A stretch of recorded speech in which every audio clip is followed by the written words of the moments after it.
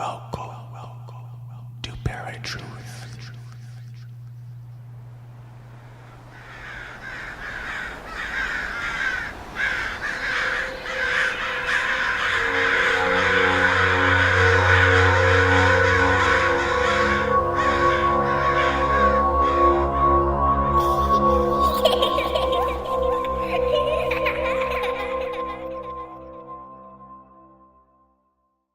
What's up, ParaTruthers? This is a pre-recorded show on 107.7 FM New Orleans and United Public Radio Network.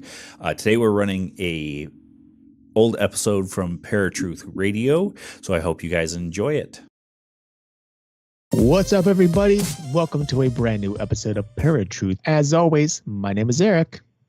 And I'm Justin. And as far as I know, that's not changing. Hopefully. I don't know. I mean, we might just have to become Just Rick. Let's not even start that. We've got friends who will take that way too seriously. Or Ariston. Jeez. His name is John Kozik, and he grew up in America's hometown, Plymouth, Massachusetts, where he was close with his grandmother, Franny. So close, in fact, that some of his earliest memories are watching her use a Ouija board. Her hands would fly across the board, with each message rubbing more and more of the ink away. After she passed, John inherited her worn board, sparking his collecting obsession. Now, John is a musician, writer, and manager, recording and touring the world over the past 30 years and appearing on over 40 records to date. He is a founding member and treasurer of the Talking Board Historical Society, a nonprofit that researches, preserves, and celebrates the history of talking boards. In 2019, John opened the Salem Witch Board Museum, the world's only museum dedicated to the history and lore of Ouija and talking boards. So without further ado, let's go to the line with John Kozik. John, welcome to ParaTruth Radio. Thank you for joining us today. Yeah, this is awesome. Thanks so much for having me. Yeah. I met you last month, actually, when I happened across your the Salem Witch Board Museum. I didn't know it existed, actually, before going out there, and I was pleasantly surprised to find one because my cousin and I have talked about Ouija boards a lot over the years. So meeting someone like yourself who's extremely knowledgeable in this device is really cool. So one thing I want to do is just kind of get the backstory as to how you got started collecting Ouija boards and what really, I guess what sparked your interest in them. Yeah, well, it started with my grandmother. I inherited her board. And before I inherited it, I would see her use it by herself in a room with other people, and she would go very fast on it. She could move the planchette super fast, and she would yell out letters and numbers quicker than anyone could write them down. But I was never allowed to be in that room with her, so I'd spy from like a top stair or through the window. And when she passed away in the late 90s, I inherited the board, and I went online to learn a little bit more about it. And I was just blown away. I had always thought that the Ouija board pretty much looked like that traditional Parker Brothers style. And what I found was hundreds, if not thousands, of different boards. And so I became just very obsessed with wanting to know as much as I could about them.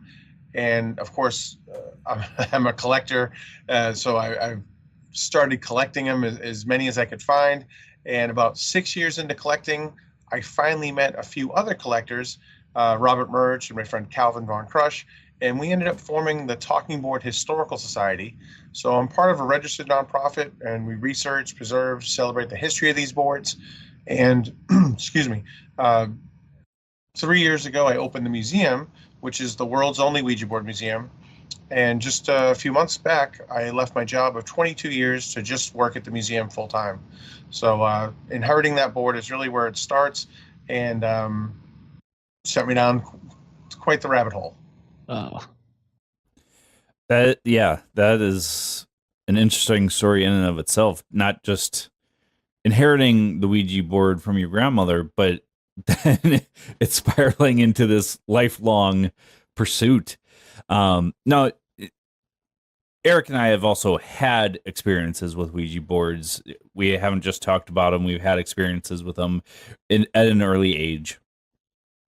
Something that I have found for a very long time, and Erik had kind of mentioned this to me, that you believe them that to be tools, which I do agree. They're tools to people that are honed and have learned to protect themselves and use the Ouija board as a tool. But something that has bothered me for years, and I want your opinion on this, is that, as you mentioned, Parker Brothers basically markets this as a game, as a toy. And I don't think that that's right or fair to be subjecting unknowing kids to something that they should be taught to use. And there's nothing against them using that if the parents are knowledgeable and can teach them the proper way to use it. But what are your thoughts on it being marketed as a game? Well, I mean, certainly that's where most of the negative association comes with, the fact that it's marketed to kids and they have access to it and they don't take it seriously. But it's always been considered a game. It's actually patented as a game and taxed as a game. That's how we get to where we are. But interesting enough, to take you back a little ways to the history a little bit to how we get to where we are, is in 1890 when it was patented by Elijah Bond and his sister-in-law Helen Peters. It shouldn't have been patented, first of all, because it already existed in this homemade form that had been used for, couple 20 plus 30 years. Right. And so patenting it as a game was their greatest chance of getting it patented. So it gets patented as a game, and this is kind of the beginning of the IRS. And actually, the manufacturers are not paying taxes.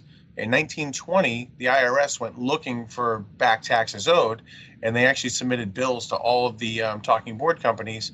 And one of them in particular, the Baltimore Talking Board Company, they claimed they weren't a game. They were something else. And they actually sued the IRS. And they took it to court, and the court ruled it a game. And then they took it up to the Supreme Court, who refused to hear the case.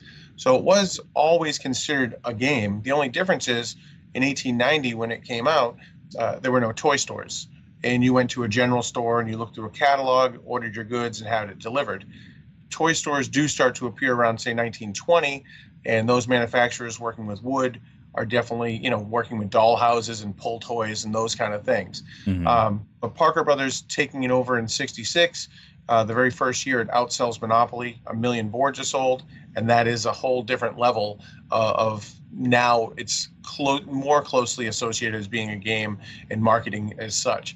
But I agree with you, people using the board should have some responsibility to it and have a little bit of education about it. And that is certainly almost all the negative stories you hear are because of kids not really taking it seriously. Okay. Now, I noticed, as I was walking around museum, and for those of you who are listening tonight, I visited this museum last month, and one thing that I noticed is that many of those boards that you have are coming from various states. I don't know if you have any from other countries or not, but definitely from other states. And one in particular that I came across, or that I noticed, was, of course, one that looked like it was from was it Goldsmith Publishing Company in Cleveland, Ohio. Now everyone knows I'm from Cleveland, Ohio. So how does that work? Were people able to, or were there various companies that were able to take license and produce their own version, or how does that work? So when Ouija gets patented in 1890, the patent gives them 16 years exclusivity before anyone else could make a talking board. And a talking board is really defined as, an alphabet board with a pointing device. And so after that, 1907, then yes, anyone can make a talking board. They can call it a mystic board, a mystery board. They just can't use the word Ouija, which is a brand name. And so the history of that brand is manufacturers constantly trying to steal it, whether they misspell it like WHEEGEE, or just steal it outright and spell it correctly. And try to get away with it as long as they can.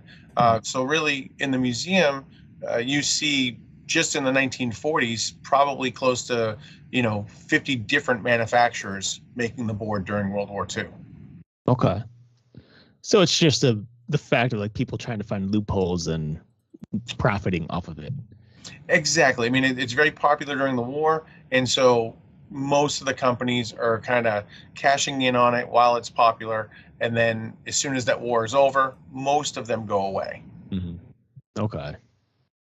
So that's why they're very rare. Most of the stuff in the museum, on average, if I told you that there's less than 50 known of each of those boards, it's a pretty high number, because they just couldn't, once the war was over or people weren't interested, they couldn't compete against the brand or they infringed on the brand. Mm-hmm. Okay. So out of all the Ouija boards that you have in the museum, do any of them have to be like kept away or locked away in under glass or anything because of any type of attachments or anything?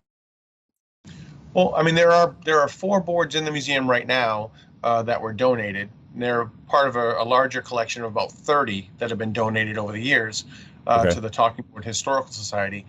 Those 3 of them are behind glass. 1 is just mounted to the wall. But actually, for me, there's no activity on them that I feel. People are drawn to them. Certainly, a lot of people are drawn to those certain boards. But for me, I just view it as the tool and not necessarily as the person or entity that you're speaking with. And so my logic behind them is to think of them more like a cell phone. And so, if you used my cell phone and had a bad conversation with it, I wouldn't necessarily sage it or break it or burn it, something like that. So with the boards, they're not necessarily behind glass because anything happens. It's just that that's just the way they're displayed in the museum. Okay. Mm-hmm. But staying on the idea of the negative impact that some boards have had with people or people have had with boards, I did notice that in the museum there was a particular board with a letter that was written on the side or a note, and I wasn't there for the entire conversation, but I overheard you talking to another group of people when I was there about that. Could you just kind of share little details on that particular board? Sure. That one I think is pretty interesting. I kind of keep it up because it's made in 2017 and it's from the TV show Stranger Things. So it's a fairly recent board. Mm-hmm. But what's funny about it is, it changes a lot of people's ideas about how old something is to be haunted. Typically most people tend to think something has to be very old, usually not as recent as 2017. The previous owner of the board had a bad experience with it, and they spent $15 to $20 to mail it away, and they didn't put a return address on the package. They put a note inside with the board, and the note basically says, if you find it, forward it to the Talking Board Historical Society. Trust me, you don't want it. And so for me, I'm okay that I don't know the whole story. I know that it must have been bad, and they were obviously worried that the board was going to find its way back to them. Okay. Now, in your personal opinion, is that a possibility of something like that happening? Like, you hear stories all the time about, oh yeah, I burned this Ouija board, but the next day it was in my closet. I hear those stories all the time. I hear people, throwing them away and they're finding a way back. And I believe they believe that for sure. Okay. That's an interesting comment, actually, that you just made, that you believe that they believe that for sure. Just in your opinion, so if someone were to say that they burned or threw away Ouija board and then it reappeared, obviously you weren't there. None of us were there to witness that. So do you think there's a possibility that they're making something up just for the story, or is it more so of, I don't know, like they threw it away and then they were spiritually driven to take it back and put it in their house without recognition of it happening? Now, I'll start off by telling you, first of all, I don't use the Ouija board. So, okay. I want to put it in perspective for any listeners out there, is I don't use the board. And I don't use it because I'm afraid of it or anything like that. Quite the opposite. I don't use it because my grandmother had such a strong connection to the board. I just don't. When I try to use it, it doesn't work the same way for me. And so because I'm also a musician, my popular comparison would be, if Jimi Hendrix was my father, I wouldn't want to play guitar. I'm not going to be as good on guitar. So to put it in perspective, as far as, what I believe about people using the board, I don't use it. So, I would not call myself an expert on using the board. But that being said, I've heard hundreds, if not thousands of stories. People come in the museum just to tell me their story. And I have yet to hear any story where I think the person is lying to me. So I believe they've experienced whatever that is. So when I hear stories of people using a board inside their house and it started raining in the house, or when they lit a board on fire and it came back to them, I don't believe those things are possible. But I believe they believe those things happened. Okay. Now, you mentioned that your grandmother was good with the board and used it. Probably a dumb question, but did she consider herself a psychic or a medium? I don't believe so. It's hard to say because I didn't have those conversations with her about it. I would say she's a very spiritual woman, for sure. Okay. She aligned very closely with Native Americans, not only with the Wampanoag tribe down Cape Cod, where she would go to the wigwams and their retreats, but also the Seminole Indians down in Florida. And so definitely a very spiritual person. And using the board, besides a few stories that I've heard, using it, ask about my aunt's relationship or define certain things. Those are the only real things that I know that she really used it for. But like I said, she was very fast on it. So she definitely had a very strong connection to it. Okay. Now, one thing I do want to ask is how, either in your professional opinion or in your own research or your studies, how did pop culture have an impact on the Ouija board? And was it, in your opinion, a positive or negative impact? I mean, I think today you would say it's a negative impact for sure. There's only really horror movies about this board. There's not really rom-coms or, comedies about this. So of course that's going to be in a negative light, but it's been in pop culture from the beginning. I mean, you're talking songs written about the Ouija board in the 1920s that were love songs, asking the Ouija to help find them love. Certainly the covers of all the magazines, everything from Popular Science to Saturday Evening Post with Norman Rockwell. So, it's been in pop culture from the beginning. It's never really gone away, but today it's changed quite a bit from, like when I mentioned those 1920s magazine covers, those covers, there's nothing negative on there. There's kids using it, couples, women using it alone. It's just not viewed the same way people think of it today. But certainly with horror movies and whatnot, and also being marketed to kids, then that's where, today it's more of a negative light. Right. Now, have there ever been any stories that you've come across that stick out more than others? Oh, yeah, absolutely. Now, I can tell you that most of the stories I hear when people come in the museum, for instance, they're coming to tell me stories that people didn't believe them or they laughed at them. They want some validation as to what happened. And most of those stories would be negative stories. But a few months ago now, a woman from New Zealand actually came in and she told me that she had lost her son about 5 years ago. And first of all, I can't imagine that kind of pain or that loss that she has. But she told me she uses the Ouija board and what that means to her. She was in the museum for pretty close to 2 hours talking to me about those conversations. And that's a nice reminder for me, as to why this board exists. It comes out to help people who have suffered loss, who are looking for answers, finding comfort and closure from them. And those kind of stories, sadly, I don't hear them as often as I would like. Okay. Now, is there a particular board within your collection that really either A, sticks out to you or just you find most favor or in? I do. I mean, I love all of them, truly, but my favorite board is this metal board that I have from the 1930s. And it was pretty unique, the fact that it was metal, the planchette that came with it, which I don't have. It's like the grail that I hunt for every day. is a metal planchette that had ball bearing casters. It had a battery and a light bulb inside of it. And there's little bumps on the board. And when the planchette passed over it, it would light up or flicker. And so today we only know of 7 of those boards, only 4 planchettes to still exist. And when that became available, it was being sold as part of a large collection, a guy that would not sell the one item. And so within 2 hours, I secured the funding, I rented a car, I picked up my best friend Merch in Boston, and we drove 21 hours straight down to Florida to get it. And it was quite the adventure to do that with him. And while we were driving there, other people were trying to make their own deals. And really, we didn't know until we got there if the guy would still honor the deal. But for me, it was a once-in-a-lifetime opportunity to own that board. And Merch, he actually was able to hunt down the president of Ouija back in 1933, this guy named Hubert Fold, and he got to interview him on his deathbed about the board. And so he brought the board to him, and Hubert was lying in bed. He handed it to him, and Hubert took it and smiled and handed it right back. He was like, I never want to see that board again. It's something he hadn't seen in probably close to 70 years, but he was reminded, he almost ruined the family business.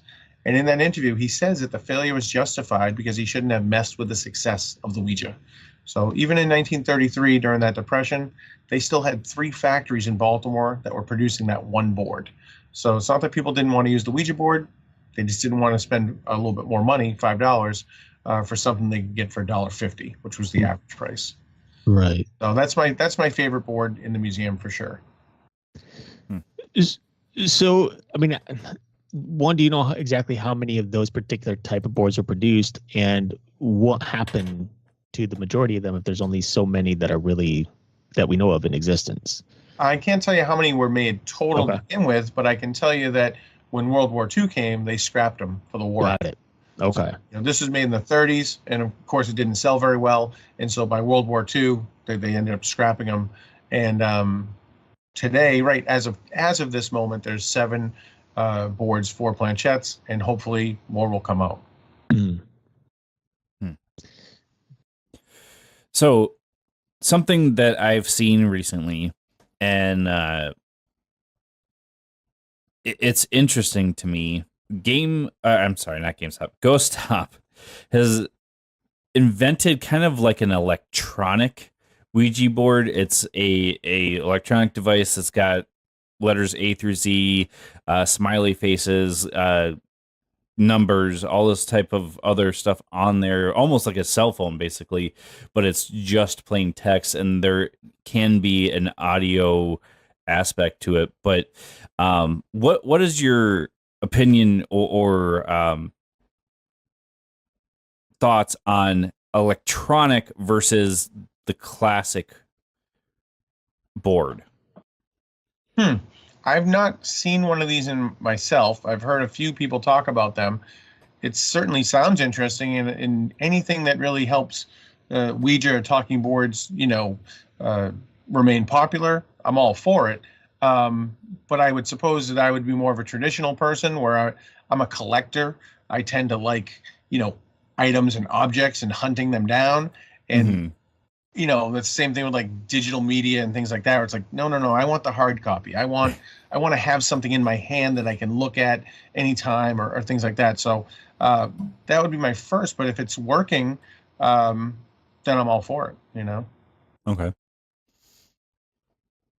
So far up to this point, the Ouija board and just the talking board in general is very popular. We've always come across people who are either using it or who have experience with it. Do you think, trying to think forward to the future, that the physical Ouija board or talking board, is that something that you think is really here to stay, or do you think it's truly like a dying breed, especially as more technology comes out and now apparently we have these digital versions of the talking board? Just what are your thoughts on that? I haven't really given it too much thought. I mean, for me, I guess, you're making me think, I've been a musician, like I said, and I've seen that industry change quite a bit. You're talking about working on movies. You've seen everything change to this more digital way. It makes sense that that's where things would go. But I don't know. I mean, part of the Ouija board is today is, having it at a sleepover party and, having people have their hands on it and touch multiple people. I don't know if using a phone or some kind of digital version of it, you would get that same vibe or same feel, but I suppose you're right. It could definitely go that way. Right. Yeah, I mean, I feel like, over the years, from what I've learned and what I understand about the Ouija board is, when you make contact with a spirit of some sort, it has to use your own energy to move the planchette. And so in a way, it uses you. And I just don't really see how that works digitally. There's this idea that spirits, they gain energy off of off of electronics. We see in the ghost hunts and stuff where people, their batteries fizzle out, or certain digital devices go dead. They believe that's because it's energy being drawn from there. So I don't know if that's the reason why they can use these digital devices. But, and I don't know if you know anything about this or not, but when it comes to using the Ouija board, I know you don't partake in it. What is do you know what the process is to actually sitting down and using the Ouija board? Do you have to have your head, is it like meditation where you have to have your head clear and allow yourself the ability to be open to a spiritual whatever to have this happen? Absolutely. I mean, okay. My friend Karen Dahlman, she's used the board for over 50 years, and I've picked up a few things, when she talks about using the board, and really it starts with intent, number one. Obviously, positive intentions will help bring positive results, but really, you can influence that board quite a bit, whether you know it or not. And so, silly superstitions like using it alone, if you believe you shouldn't use it alone and you do, there's a good chance that the experience you have, it's influenced. You believe you're doing something you shouldn't be doing. Mm-hmm. So it really is about your headspace and your positive intentions. And I think also sometimes some people are, better using it than others. Or just like my grandmother, where it just flew out of her hands. She was very fast, and it does not work the same for me. So I think, part of it is, like for me, I'm very worried that it's not going to work like it did for her. And I think I'm going to influence it into not working well for me. So, it is definitely all about your intentions and just really what you bring to it. And that's why it works differently for everybody. You using it in whatever conversation you have, and then, Justin using it next, probably totally different experience using it. Okay. Now, kind of going along that, what kind of advice can you give somebody that wants to explore it but aren't really sure about it? Like, as far as intention and all that, what can they do to be in a good mindset to interact with the boards? I mean, it goes by the person, but I mean, they could be everything from, having a picture of somebody with them, their lucky coin, something that they feel comfortable doing, lighting candles or saying a prayer. There's quite a few things that can help you put into this environment that you're in to do that. I would definitely suggest, though, if you're, a little apprehensive to use the board, you probably shouldn't, and if you're seriously want to, then like I mentioned, that my friend Karen, she has a YouTube channel where she goes over a lot of these different things. And it's something that I always kind of push people towards, to watch those videos and kind of see what resonates with you as to how you'd want to set yourself up to want to use it. Because I tell people that if they're nervous, you shouldn't do it. So basically setting the intention to protect yourself without necessarily protecting yourself. Yes. Okay. Yeah, yes, that sounds right. Yes. It would be similar as being noticeably afraid of an animal, especially something like a dog or some sort of creature that can hurt you, because they kind of sense that. You don't want to be around, yes, a shark if you're going to be scared, because that's going to get them all riled up. So in the same sense, you want to be careful around the Ouija board because you never know what you're really going to conjure up based on your own emotions. No, I think that's a good analogy for sure. And I would just remind people that, if they do have it and they've, seen horror movies or heard bad stories about it, just always, for me, keeping it the perspective of like a cell phone where you just stop talking. Mm-hmm. That's it. If you don't like the way the conversation's going, you just stop. Okay. Now, on that kind of mindset, I'm not sure if it's in the instructions or not for the Ouija board, but a lot of people say you should say goodbye or give some type of indication that the conversation is over and you're disconnecting. What are your beliefs on that? I believe that if you believe that, then absolutely you should definitely do that. You want to have the best experience possible, and but not everybody does believe that. For me, I don't believe it. I don't say goodbye to most people I talk to in a day, and so I don't believe I need to or would have to on a board. But really, it's going to work based on what your beliefs are. So I always tell people, they're like, well, can't be too safe, do it anyways. Then sure, okay. But it's not really a rule to do that. No. Okay. Mm-hmm. Most of the rules that people tend to think of are really just what feels right to them. If I was to tell you the real rules of the board, you would laugh, because it's all about marketing, and it's really marketing it as a dating tool. The rules on the board say it's best played between a man and a woman with the board on your lap.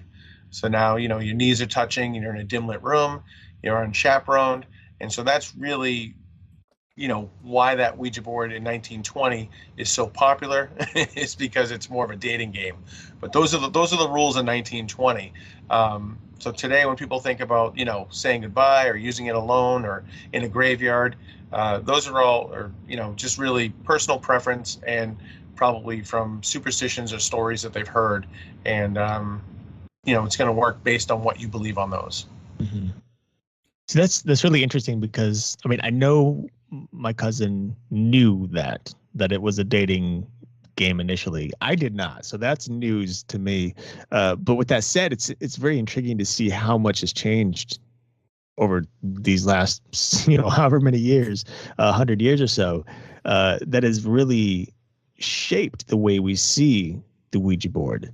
Going from something like a dating game to something that you can easily reach out to loved ones or learn about whether loved ones are safe in enemy territory, to being something based on pop culture that could be relatively negative and conjure up something really dark that can be haunting you for God knows how many years. It's just really weird how easily this thing has changed based on the culture. Yeah, there were negative stories from the very beginning. In the museum, I talk about the first suicide by 1900 and murders by the 1930s, all associated with the Ouija board. But most people didn't view it that way. When you see in the museum how it's portrayed in pop culture, like I said, those magazine covers, dating tool, that's really how it goes, almost until the early 1970s. And really, that movie, The Exorcist, did change quite a bit of people's views on the Ouija board. Mm-hmm. That specific, superstition that people have that you shouldn't use it alone comes from that movie. Prior to that movie, during a war, women would use them alone to speak to a deceased husband, a father, brother or son. And that movie really changed. That superstition certainly comes about and just changed a lot of people's views about it. And what I think is pretty fascinating about that is in the movie, they never clearly tell you that's how she became possessed, was she used the Ouija board alone. So, you got to think this is before cable TV, it's before video rental. You see that movie in the theater, which, don't forget, people were getting sick in the theater and ran out of the theater when that came out. But you see that scene, and, a couple years later, someone pulls a Ouija board out at a party, you might be like, yeah, I don't really feel like using it. But you don't know why you're thinking that. It just subliminally, plants itself, that seed plants itself in your head. And so, that movie certainly inspired more horror movies to be made from it. And, the Vietnam War ended not too long after that. And that was really the last major war for the U.S. that had a draft. And so, less people are really using it for the positive, trying to get those answers, reach their deceased loved ones. And now more people are just kind of, hey, is anybody here?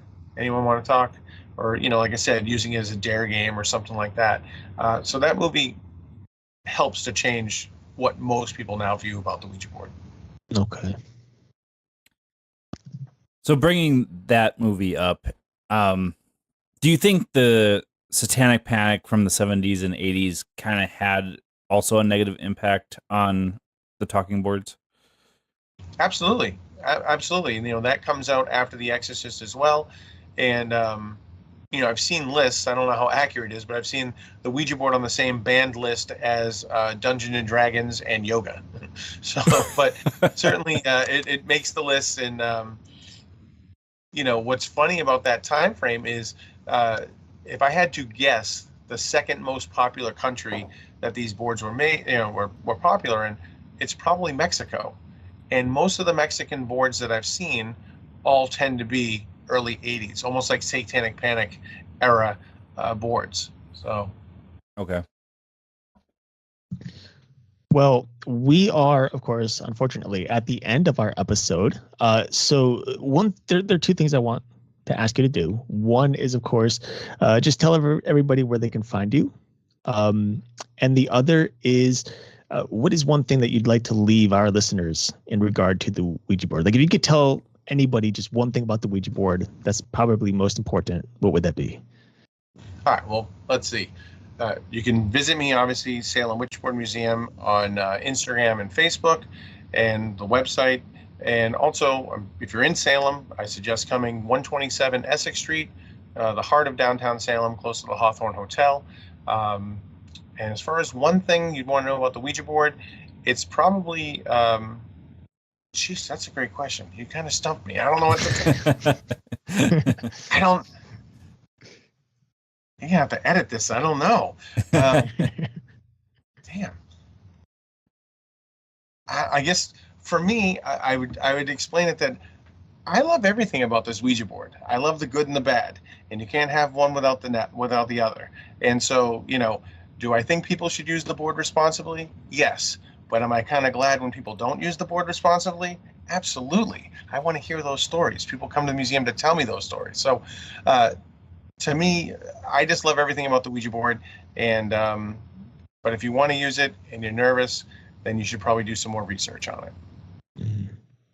All right. Well, thank you, John, for joining us today. It's been a pleasure having you with us. Yeah, thank you so much for having me. I really appreciate it.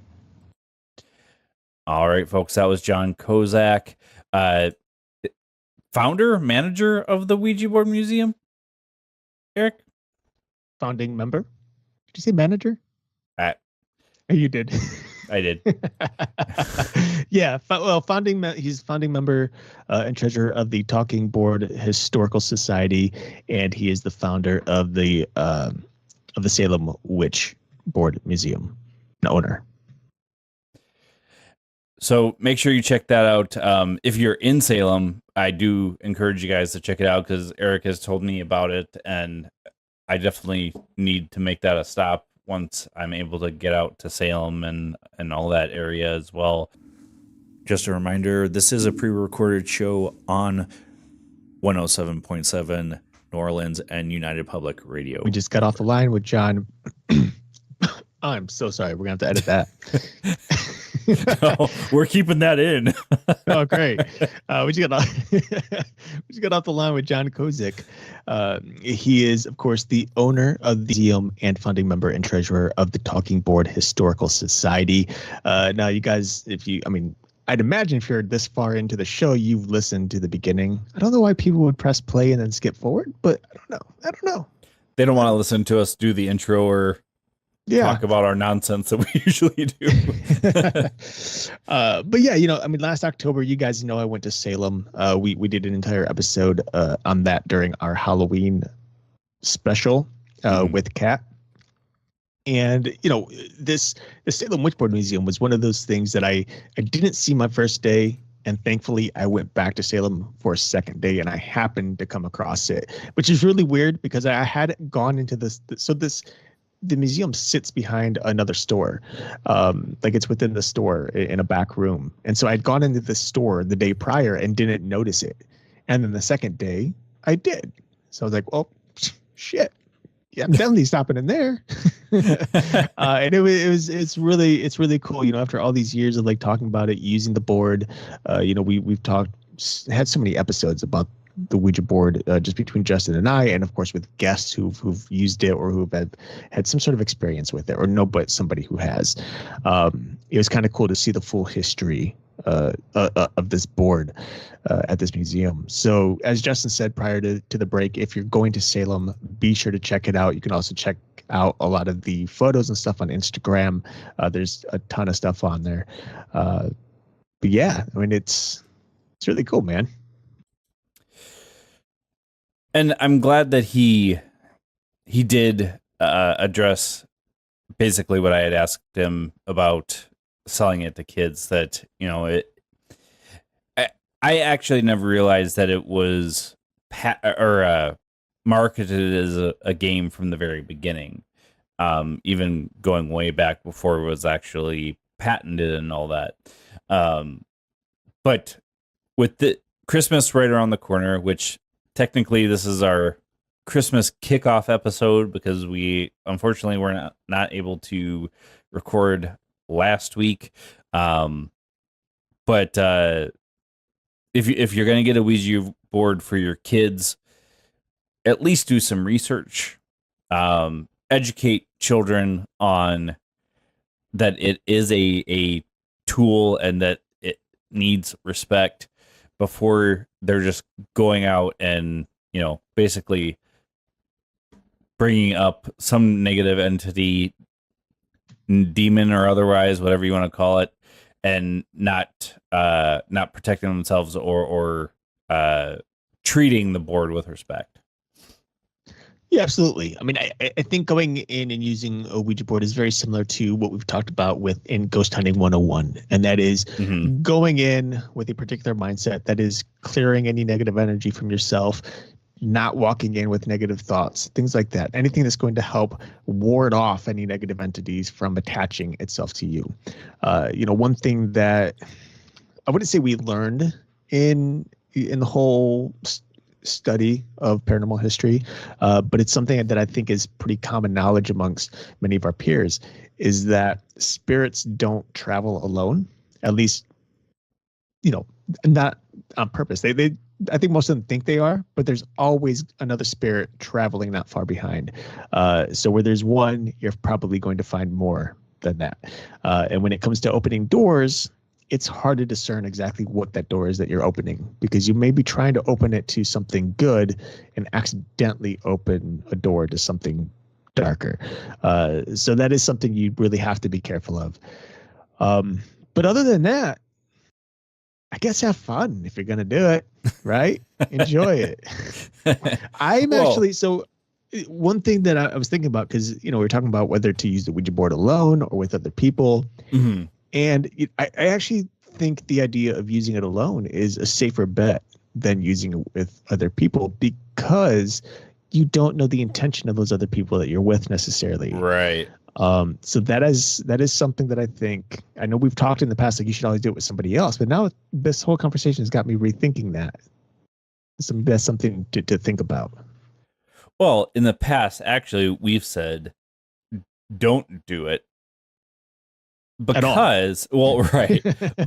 because, and this is why, because people don't go into it with good intentions. I hate saying it that way, but we don't. We go in it, oh, it's a game, nothing's going to happen. Don't give any respect to the board at all, or any entities that would be herein said interacting with you. My opinion of the Ouija board has changed over the years, especially even since starting ParaTruth Radio. It is a tool. It is something that can be used to communicate with the other side. But my biggest concern, and John did not really alleviate my concerns about this, is it being patented towards children. Yes, originally it was patented more towards lovers and all of that stuff, but Parker Brothers is basically out for the almighty dollar. They're out to sell this thing without any regard of what it's going to do to somebody. Like John said, if you have any type of negativity towards the board, obviously you should not use it, because that's what you're going to attract. Right. And that's one thing that Parker Brothers is not going to tell you, is that you absolutely have to have good intentions with it and have absolute respect for the board itself. Right.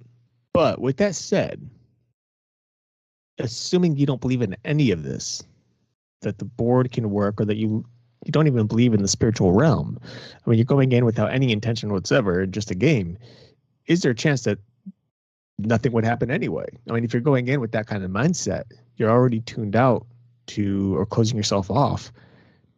For some people, that might just be a thing, especially for some of these kids who think it's nothing more than a game, and they're not actually opening doors the way we think they might be.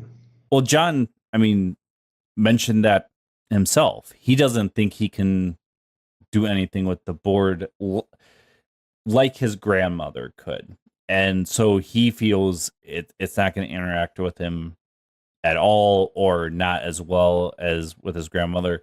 So, yeah, I truly think that if you go into it thinking nothing is going to happen, then nothing's going to happen. Using the Ouija board when we were kids,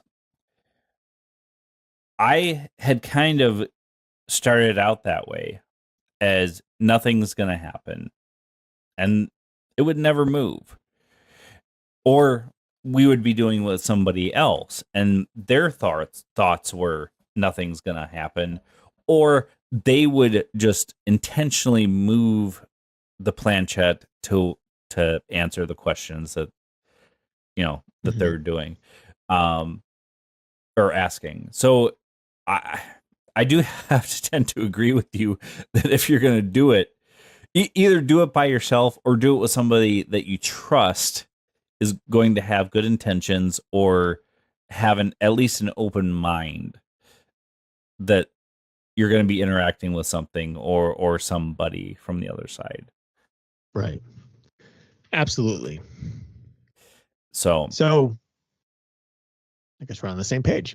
With that said, I think it's time to wrap up this show for real this time. And so, I mean, it's at this point, it's December. I mean, Christmas is a few weeks away, which, again, we've said it every month since September. It's crazy how fast it's all moving. Right. But with that said, we've got plenty of stuff to share with you guys for our Christmas episodes. And of course, the big celebration of Christmas itself, and then probably one of our biggest celebrations aside from Halloween, which is New Year's. So we do have some good stuff coming along shortly. But I don't know, any housekeeping things, anything you wanted to share that's happening this month, or? Well, with the release of this episode, it's December 4th. We've got literally a week to do some stuff for Christmas, and then that following week is our Christmas episode, and then actually we may even release our New Year's episode a little bit early as well, because, well, it'll be New Year's Day when we release it, but New Year's Eve. It's been a while since we've done a New Year's Day release. Well, yeah, but I mean, we'll do our traditional Auld Lang Syne song at the end of our New Year's episode, and we're hoping to do a roundtable. It just really depends on how quickly we can plan stuff. If not, it'll just be me and Erik for our Christmas episode, possibly for the New Year's episode, unless we decide to bring in some non-paranormal friends, I guess. Yeah. We'll say. Actually, I have a couple ideas. So that's something we'll talk about after we close this out here. But All right. yeah. So, yeah, a lot of great stuff coming up. Unfortunately, with my new job that I just started, I've been a little behind on things, but things are finally calming down to where I can actually start recording regularly again. So we've got so much great stuff coming for you guys. Christmas is right around the corner, and holy crap, we're almost in 2023. Yeah. Yep. 2022. I mean, we've talked about in the past about how quickly stuff is going by. Even the whole 2020 pandemic, 2021 kind of post-pandemic, and now we're in 2022. 2022 has flown by. Yeah. Like, And guess what? It feels like it has not been more than a day before that we were celebrating 2022, and now we're in 2023. Yep. And 2023 is going to go even faster because you know how it works. Oh. The older you get, the faster it moves, man. So every year.